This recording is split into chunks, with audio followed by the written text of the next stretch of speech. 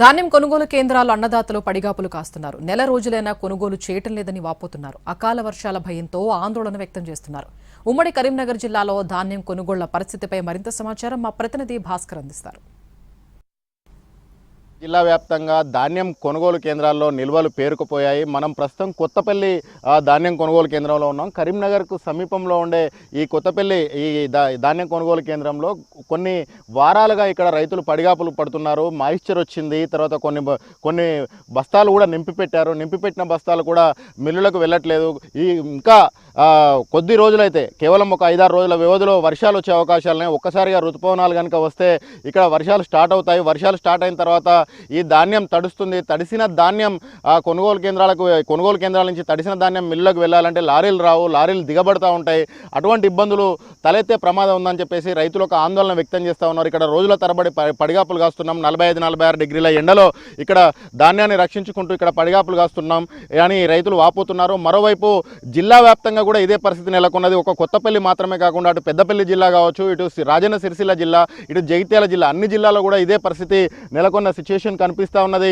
అన్ని ధాన్యం కొనుగోలు కేంద్రాల వద్ద కూడా లారీలు రాకపోవడము, కొనుగోలు అనేది ఒక మందగించిపోయింది. ఆ మందగించిపోయిన నేపథ్యంలో రైతులు ఇబ్బందులు పడుతూ ఉన్నారు. వర్షాలు వచ్చి ధాన్యం తడిసిపోతుందని వాళ్ళు ఒక ఆందోళన వ్యక్తం చేస్తున్నారు. మనతో పాటు కొంతమంది రైతులు ఉన్నారు, వాళ్ళని అడిగి తెలుసుకుందాం. బాపు, ఎన్ని రోజులైంది ఇక్కడికి వచ్చి? నెల రోజులైంది. నెల రోజులు, 30 days. అయినా కొనుగోలు కాలే. ఎన్ని తెచ్చినావు? నేను వచ్చింది ఒక 2 రోజులు. 2 లోడ్లు. 2 రోజులు ఇంతవరకు పూర్తి కాలేదు. మేము ఇంటికి పోలేదు. అంటే ఏమంటున్నారు ఇక్కడ? ఏమంటారు, లారీలు వస్తలేవు, అవి వాళ్ళు అన్లోడ్ అవుతలేవు, అన్లోడ్ కాదు మీకు ఎట్లా జోకుతాం అని అంటారు. ఆ జోకినవి కూడా పెండింగ్ వాళ్ళు ఇట్లా మాయి జోకలేకపోతుర్రు. ఎత్తి పెట్టిర్రు, కొన్ని ఎత్తి పెట్టిర్రు, కొన్ని జోకి పెట్టిర్రు. జోకి పెట్టిన లోడ్ అవుతలేవు, లారీలు రాక వీళ్ళు మాకు ఇబ్బంది చేస్తారు. అంటే అడిగితే ఏమంటున్నారు మరి వర్షం వచ్చేటట్టుందని? అంటే ఏం చేయమంటే మాకు అన్లోడ్ అవుతారు, లారీలో రోజు ఒకటే వస్తుంది కదా అంటారు. వాళ్ళు చెప్పింది కూడా నిజం అవుతుంది. మాకు కూడా రోజు ఒకటే వస్తుంది లారీ. ఇక్కడ ఒక లారీ ఎన్ని పోతాయి? 600-700. బ్రదర్ చెప్పండి, మీరు వచ్చి ఎన్ని రోజులు అయింది?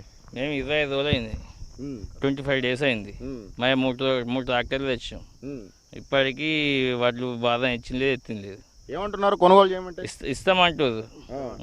రోజు 3-4 లారీల వడ్లు పెట్టి రోజు ఒక లారీ వస్తలేదు. అంటే ఒక బస్తాకి ఎంత పెడుతున్నారు? బస్తాకు ఇక్కడ 42-40 పెడుతుంది. మళ్ళీ మిల్లుకి అయినాక మళ్ళీ 39 కాంటతో ఇస్తుంది.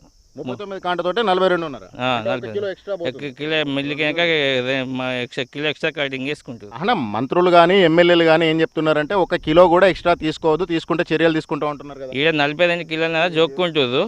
మళ్ళీ మిల్లుకి అయినాక మళ్ళీ తరగస్తుందని చెప్పి మాకు 39తోని 39తోని కాంట వేసి ఇస్తుంది. ఇప్పుడు ఇక్కడ వడ్లు పడుతున్నారు కదా, పట్టిన తర్వాత ఇంకెక్కడ తరగస్తుంది? ఇది 46 డిగ్రీల ఎండ, ఈ ఎండలో కూడా మొత్తం ఆరిపోతుంది, కంప్లీట్ మాయిశ్చర్ సూకా అవుతుంది కదా, ఇంకెక్కడ తరగస్తుంది? అదే పట్టించుకునే నాతులు లేడు. గవర్నమెంట్ కానీ ఎవరు కానీ ఎమ్మెల్యే కానీ కనీసం పట్టించుకునే నాతులు లేడు. వచ్చి చూసేటోళ్ళు లేదు. 1 month అయింది ఇక్కడికి వచ్చి.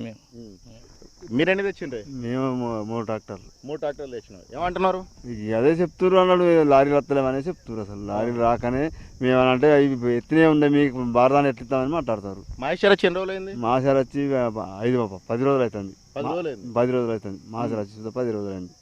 మే నెల 4వ వారంలోకి వచ్చాము. ఒకవైపు 4వ వారంలోకి వచ్చాము. వర్షాలు కురిస్తే ఇదంతా మొత్తం బురదమయంగా మారుతుంది. వడ్లు కూడా కంప్లీట్ అవి తడిసిపోయే అవకాశాలు. కింద కేవలం ఒక పరదా వేసి పెట్టారు. ఈ బస్తాలు ఇక్కడ పెట్టారు. ఈ కింద ఉన్నదంతా వర్షం వస్తే తడిసి మొలకెత్తే ప్రమాదం ఉంది. ఇవి తడిసి మొలకెత్తిన తర్వాత రంగు మారుతాయి. రంగు మారితే అప్పుడు కూడా మళ్ళీ కొనుగోలుకు ఇబ్బంది అవుతుంది. మళ్ళీ ఇంకా తరుగు పేరుతో ఎక్కువ తీసుకుంటారు. ఇప్పటికే తరుగు పేరుతోటి ఒక బస్తాకు, అంటే ఒక బస్తా అంటే 40 కిలోల బస్తాకు 3.5 కిలోలు ఎక్స్ట్రా తీసుకుంటున్నారు. అంటే క్వింటన్కు దాదాపు 10 కిలోలు, ఒక క్వింటాకు దాదాపు 10 కిలోల మేర అదనంగా కోత విధిస్తున్నారు. ఎక్కువ రైతు దగ్గర నుంచి దోచుకుంటున్నారని చెప్పేసి వాపోతున్నారు. ఒకవేళ రంగు మారితే మాత్రం మరింత ఎక్కువగా కూడా ఈ కోత పడే అవకాశాలున్నాయి. వర్షాలు పడకముందే యుద్ధ ప్రాతిపదికన ఈ వడ్ల కొనుగోలును ప్రారంభించాలని, ఈ వడ్ల కొనుగోలును ముమ్మరం చేయాలని చెప్పేసి రైతులు కోరుతా ఉన్నారు. కెమెరా పర్సన్ సంపత్తో కలిసి భాస్కర్, NTV, కరీంనగర్.